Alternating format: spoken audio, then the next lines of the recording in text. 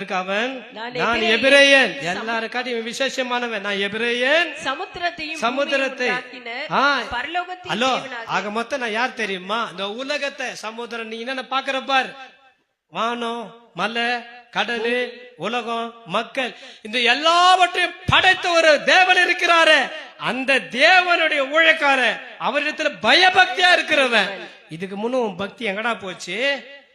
எங்க போச்சு? கையங்காலமா மாட்டின பேர் தான் பக்தி உள்ளவன் தெரிதா? உன் கடவுளை பற்றி உனக்கு கண்ணு தெரிதா? உன்னை தூக்கின்னு போய் மூக்குல 2 டியூப் போட்ட பேர் தான் தெரிதா? இவர் தான் படைச்ச கடவுள், மிகுந்த அன்புள்ளவர், இவர் தான் உலகத்திற்கு தெய்வம் இப்பதான் தெரிதா? கப்பலே உடையும் போல இருக்க இப்பதான் உனக்கு தெரியுதா? ஐயோ உன் கடவுள் யாருன்னு தெரிதா? அவனுக்கு எல்லாம் பாருங்க. தேவ பையன் யாருக்கு இருக்கணும்?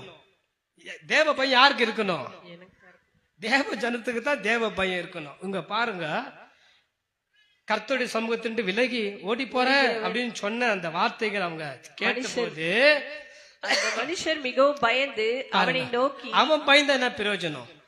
தயவு செய்து சொல்லு. இன்னைக்கு உலகத்தான் பயப்படுறான், உலகத்தான் பயப்படுறான். ஐயோ அந்த சர்ச்சுக்கு விரோதமா பேசக்கூடாதுப்பா, கல்யாணத்தை அடிக்கூடாதுப்பா, எதுவும் பண்ணக்கூடாதுப்பா, உலகத்தான் பயப்படுறான். நம்மளை பார்த்து சாமி சாமின்றான்.